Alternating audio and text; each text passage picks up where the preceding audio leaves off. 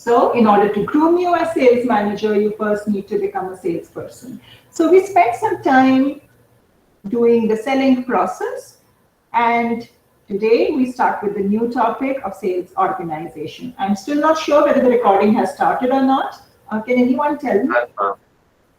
Has started. Okay, great. So we start with the sales organization today. Now, when I say sales organization, I don't mean the whole company. I'm only talking about the sales department in the company. Okay, so in a company, there may be various departments, and I'm only talking about the sales department. So you can call it as a sales department or sales organization, but that's what I'm talking about. What is a sales department? So again, I went through various books, and these were the definitions, some of the definitions that I found. It said it's a group of individuals striving jointly to reach qualitative and quantitative objectives. Very important. Group of individuals, which means that sales is nothing about I. It has nothing to do with the word I. Sales is about we. As a team, we have to work together towards both qualitative and quantitative objectives. Yes, quantitative is important. So I need to sell X number of products. I need to generate Y amount of revenue. But at the same time, please understand, while quantitative is important, qualitative is equally important. And that's why when we were talking about the qualities of a salesperson, while we spoke about ego, which was the passion to reach the goal, what was equally important was empathy. Because we want our consumers to stay with us, because we are not looking at transactional relationships, we are looking at relationships which will last for a longer period of time, and that can only happen if we are also clear with our qualitative objectives. Again, it's another definition says that individual members cooperate to attain the ends, and it says, again, it's saying that it's an organization, we have to work together. More definitions. This also, if you look at it, are structural entities which execute a combined sales plan and are designed to carry out mutually agreed business goals with clear structure, roles and responsibilities for each person. And that's exactly what we are going to do. We need to understand that even to work together, we need to know exactly what is my role and what is my colleague's role, what are our goals, what are we accountable for. Only then can we go ahead and achieve our goals. Again, it serves as a unified contact or relationship point with customers, which is so true. You know, as an Airtel customer or a V customer or a Jio customer, I don't know who their CEO or CMD is. My impression about whether Airtel is good or not, or Jio is good or not, or V is good or not, depends on my interaction with their sales executives, which may be on phone or which may be offline. If they are able to resolve my issues, if they are able to provide solutions, then I think they are great. If they are not able to, then I think they are not great. So as a customer, my interaction in all companies is with the salespeople. That salesperson who is always upfront to listen to the customers, to interact with the customers, and therefore our impression about the company is so much influenced by our interaction with the sales department. They may have the best of the brains, but we don't want to know. And therefore, sales organization is extremely important, because sales organization is your visible face to your customers. Have you understood? I have a question. So, you said that all our conversations happen with the sales department, all our interactions happen with the sales department. However, nowadays almost all companies have a customer relations department. So once the sale is made, we contact the customer relations for any further issues or queries or anything like that. So what about that aspect of So it? you need to understand that when I talk about a team, so let me give you another example. So, and I'll come back to your questions. I want to get a water purifier installed in my house, water filter installed in my house. So the company contacts me or I contact the company, whatever. So the salesperson, I interact with the salesperson and we strike a deal and I say, okay, I want this water, I'm ready to buy this water filter, here is the money. And he says, great, the water filter will be delivered to your house tomorrow and it will be installed. Now, is the sales, now the whole journey, for me, it's not just buying the water filter, it's also the water filter coming into my house. So for example, if they promise that it will be delivered on Tuesday and installed on Tuesday and it is not delivered on Tuesday, then I'm upset. Or if it is delivered on Tuesday, but it is just sitting in my house and the person who was supposed to install it doesn't come on Tuesday and he comes on Wednesday or Thursday, what is happening? I, as a customer, am getting very disturbed and I'm not happy about it and my complaints start. What is important for me as an organization is to understand is that sales is not just about selling that water filter to the customer. That's transaction. If we are looking at a long-term relationship, in my sales team, that person who will come and install is also part of the sales team. And every time, then the person who will come for servicing after every 6 months or 1 year, whatever it is also part of the sales team. So similarly, for your example, the sales may have happened, that's just a transaction, but your relationship now depends on that customer relationship, people, etc., whatever, they are also part of the sales team because they are also selling an experience to the consumer. So you must understand that today when I talk about sales people, it's not just the person who closes the deal, it's the whole experience we have to look at, and that's why we say for a salesperson, he has to interact with every department. If I'm not interacting with every department, then I'm not able to create an experience for the customer, right? So those people we say today are also part of the sales team. Okay, whoever had asked the question. Right, understood, ma'am. Thank you. Okay, great. So I continue with my presentation and yeah.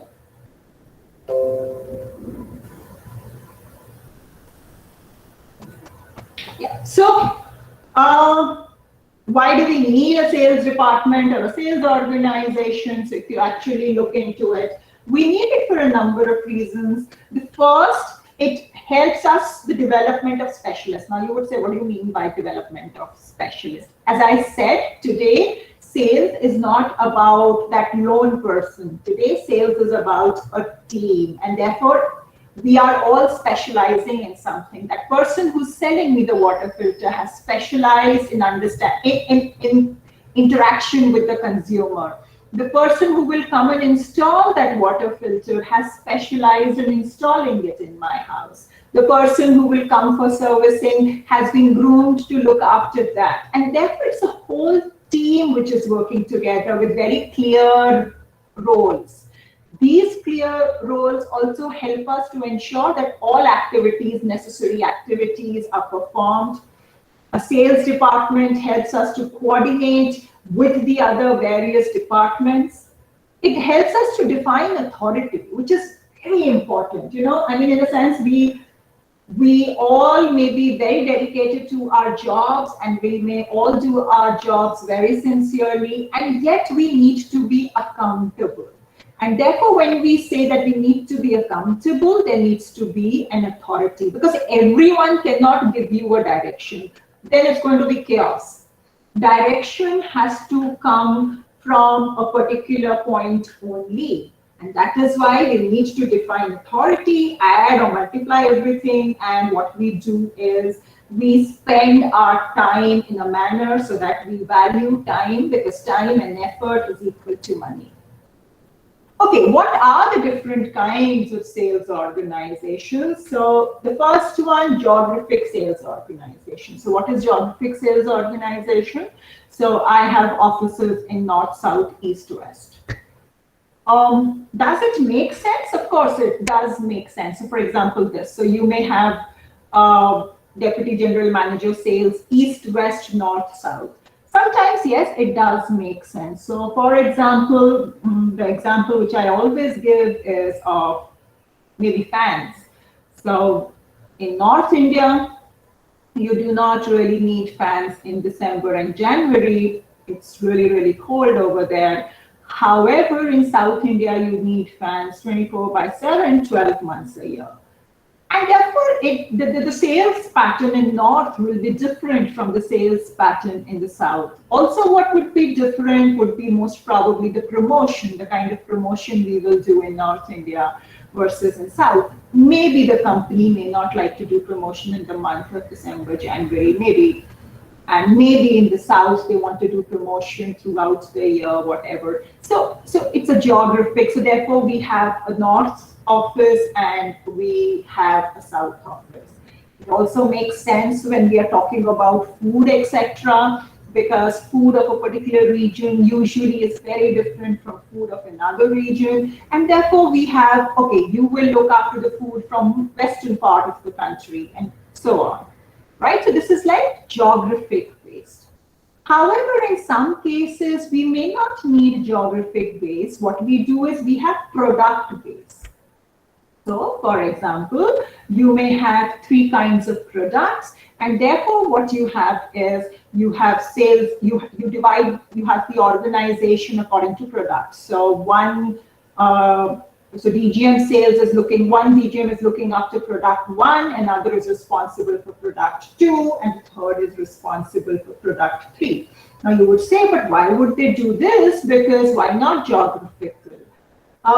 They may like to do this because to avoid duplication of work. So for example, in this case, if they had geographical, so what is happening? And it's a product which is used, where the pattern of use doesn't really differ so much, or the products are very different. So for example, there may be a company which on one hand manufactures detergents, and they also manufacture cosmetics. Now these are 2 very different products.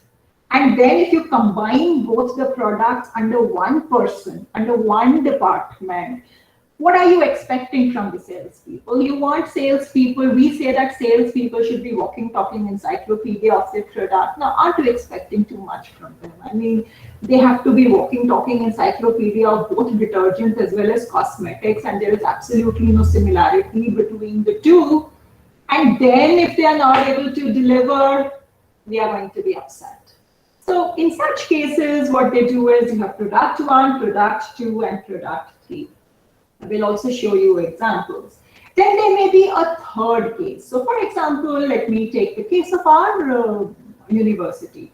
Now we have offices so this is called customer base. So we have offices in Pune, we have offices in Noida, we have our institutes in Hyderabad, Nasik, Bangalore. Now, people may be transferred. So it's not that somebody who's working in Pune cannot be transferred to Noida or Hyderabad or Bangalore. They can be transferred. So here is this person who was working in Pune, and now let's assume he's transferred to Noida. Okay. So when the person is transferred, it's not that his leaves will restart from in Noida. So if he has, so we get 12 casual leaves in a year. If he has taken 3 casual leaves in Pune when he joins Noida, he can only take balance 9 casual leaves, right? So, why? Because the rules and the policies remain the same for our institute, for our organization, irrespective of where people are. In such a situation, so somebody has developed that ERP for us, right? I mean, when you were in college, you must have seen when we come in the morning, there's a punching machine, and we go and punch over there, right? So just imagine if the Noida office hired company A to develop the ERP for them. We hire company B to develop ERP for us. Bangalore hires company C to develop ERP for them, and so on. What is happening? It is duplication of work, and that work which will not help us. Why? Because the processes have to remain the same. And therefore, in such a situation, it makes sense for us to have one company develop the ERP for the entire pan-India, irrespective of where we are. Look at it from the company's point of view. For them, Symbiosis is client one. It's not Symbiosis North, it's not Symbiosis South, West, East, it is Symbiosis, right? In such a situation, we have sales organizations based on clients. Here, the example that I have given you, so a company may be doing export, it may also be doing institutional sales, and it may also be looking after domestic sales. Now, the three things are absolutely different. Export requires a different process. It talks about a lot of documentation, export policies, so on and so forth. While the rules and regulations for domestic sales are very different, the documents required are different, and institutional sales again becomes a different thing. So a company may decide to have the sales organization further divided into export, institutional sales, and domestic, where it is according to the client or the type of sales that you are doing. What happens in real life? Well, in reality, there's hardly any organization which is only geographic, or which is only product-based, or which is only client-based. In reality, most of the organizations are hybrid organizations, which means they have a combination of 1, 2, 3 or more. So let me show you an example. Now look at, so this is the annual report of Hindustan Unilever. I hope it's visible on your screen. And here I have, look at this, there says each of our division, home care, beauty and personal care, foods and refreshment. Now maybe their sales organization are product based, right? So sales organization looking after home care, beauty and personal care, foods and refreshment. Let me show you another organization. This is Dabur, and this is all from the official websites of the company. This is Dabur. It says our business structure is domestic and international. So maybe they say they have a department looking after domestic, and they have another department which is looking after international. These were both private companies. Look at another government company, MMTC. Is this visible? So look at this. Now here they have Chief General Manager as fertilizer, steel, finance and accounts, general business and projects, precious metal, and so on. So what have they done? They have again taken product type. However, so in this case also, the Dabur, they may have a domestic organization which becomes client-based, but this domestic may be further divided into product type or geography type, right? So the first level may be client, but the next level may be geographic or maybe product or something else. So I'll try to show you an example. If you look at this, so look at this organization. They have director marketing, right? Who looks after, so he has chief general manager reporting to him. He has 2 chief general managers reporting to him. Chief general manager 1 is looking after gold and silver, newsprint, chemicals. So this is product type. And this is also product type. So here it becomes product type. However, this CGM has a deputy general manager reporting to him who looks after gold, silver, north zone. So here it becomes geographic. Okay.